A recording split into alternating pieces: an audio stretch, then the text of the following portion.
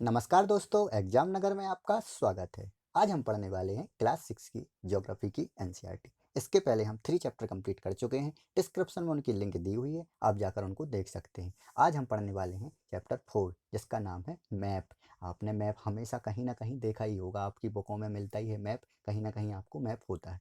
But अब जानते हैं मैप आखिर होता क्या है। मैप के लिए आपको देखिए, मैप वो होता है जो अर्थ को या किसी उसके पार्ट को एक फ्लैट सरफेस पर रिप्रेजेंट करता है एक स्केल के माध्यम से। मतलब उसका स्केल भी होता है, स्केल से इधर तक डिस्टेंस कितना है, यहाँ से इस साइड का डिस्टेंस कितना है, तो वो स्केल के द्वारा मेजर किया जाता है परफेक्ट तरीके से। इसको लिए हम क्या बोलते हैं, मैप बोलते हैं। अगर हम मैपों के टाइप की बात करें तो कितने प्रकार के होते हैं, 3 टाइप के मैप होते हैं। पहला होता है फिजिकल मैप, दूसरा होता है पॉलिटिकल मैप और तीसरा होता है थेमेटिक मैप। अब अगर फिजिकल मैप की बात करें तो हमारे लिए जैसे पहाड़ कहाँ हैं, नदियाँ कहाँ हैं, उसके लिए रिवर्स कहाँ हैं, उसके बाद ओशियन कहाँ है, उसके बाद प्लेटू कहाँ है, इन सब के बारे में जानकारी कौन देता है, हमारा फिजिकल मैप देता है। पॉलिटिकल मैप क्या होता है, कौन सी जगह कहाँ पर है, मध्य प्रदेश कहाँ है, छास मध्य प्रदेश के अलावा उत्तर प्रदेश कहाँ है, जम्मू कश्मीर कहाँ है, या फिर कोई भी वर्ल्ड देश दुनिया, अमेरिका कहाँ है, न्यूयॉर्क कहाँ है, वो मैप में आता है। हमारा एक इंडिया मैप होता है, वर्ल्ड मैप होता है, वर्ल्ड फिजिकल भी होता है, वर्ल्ड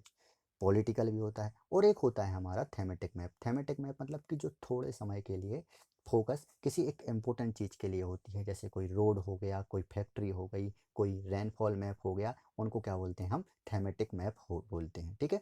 अब there are 3 component of map, distance, direction and symbol. मतलब डिस्टेंस, डिस्टेंस में क्या यूज होता है, हमारा स्केल होता है। Scale is the ratio between the actual distance on the ground and distance show on the map. अब देखिए, जैसे ये हमारा एक मैप है, तो एक पोजीशन ए है और एक पोजीशन ए है। अगर इनके बीच में कितने किलोमीटर का डिस्टेंस है, 5 किलोमीटर का डिस्टेंस है। कितने किलोमीटर का, 5 किलोमीटर का डिस्टेंस है। तो हम मैप में कैसे शो करेंगे, मैप में हम 1 सेंटीमीटर को क्या बोल देंगे, 1 सेंटीमीटर इक्वल टू 5 किलोमीटर। तो जब हम मैप में बनाएंगे तो वो डिस्टेंस कितने सेंटीमीटर का बनाएंगे, 1 सेंटीमीटर का बनाएंगे। तो इससे हमें समझ में आ जाएगा कि मैप में ये डिस्टेंस कितने किलोमीटर का है, 5 किलोमीटर का। इसलिए स्केल बहुत बहुत ज़्यादा इंपॉर्टेंट होता है। अब स्केल भी 2 प्रकार के होते हैं, एक स्मॉल स्केल मैप होता है और एक लार्ज स्केल मैप होता है। अगर बात करें स्मॉल स्केल की तो देखिए, when a large area, continent और country are to be shown on a map.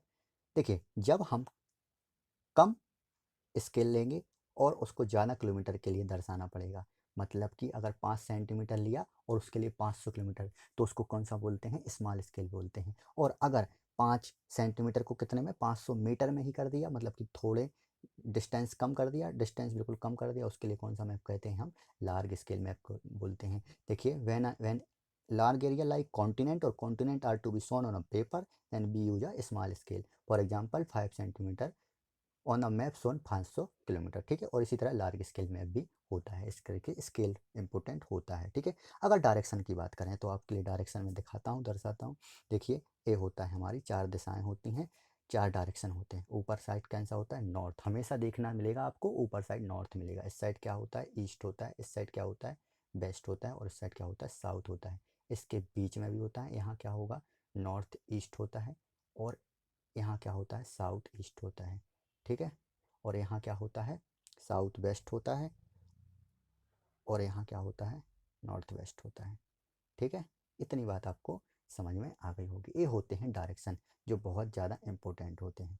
ठीक है, क्योंकि डायरेक्शन के बिना कुछ भी नहीं। देखिए, ये रहा डायग्राम उसका, नॉर्थ वेस्ट, नॉर्थ ईस्ट, ये डायग्राम होते हैं।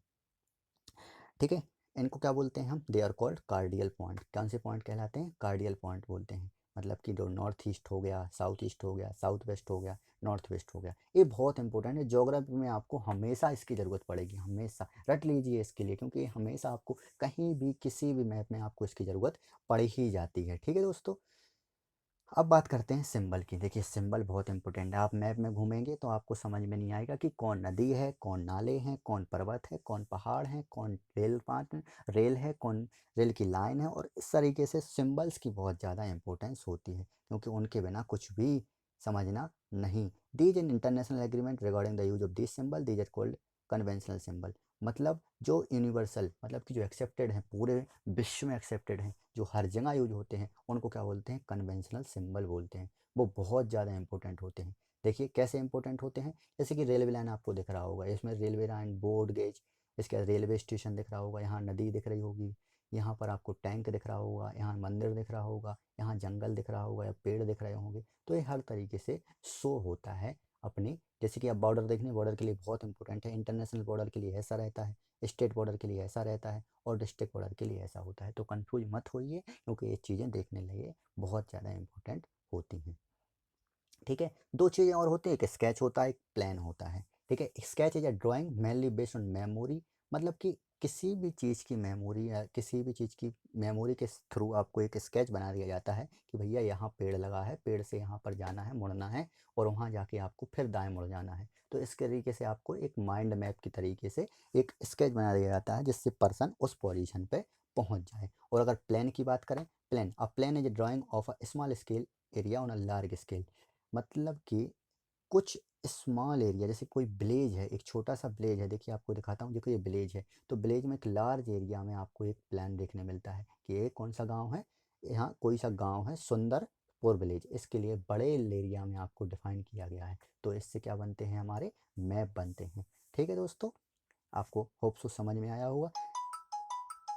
ठीक है, अब आगे बढ़ते हैं हमारे आपके क्वेश्चन की तरफ। Maps on distribution of forest are डिस्ट्री मैप, मतलब कि जो फॉरेस्ट हैं, जंगल हैं, वो कौन से टाइप के मैप होते हैं। ठीक है, और एक होता है अ कंपोज कंपास है यूज फॉर, जो कंपास होता है वो किस लिए यूज होता है। ठीक है दोस्तों, आपको होप सो वीडियो समझ में आई होगी, ज़्यादा इसमें कुछ समझने लायक नहीं था, इसलिए जल्दी खत्म हो गई वीडियो। ठीक है, मिलते हैं दोस्तों नेक्स्ट वीडियो में, चैनल को सब्सक्राइब कर दीजिए, वीडियो को लाइक कर दीजिए। थैंक यू दोस्तों।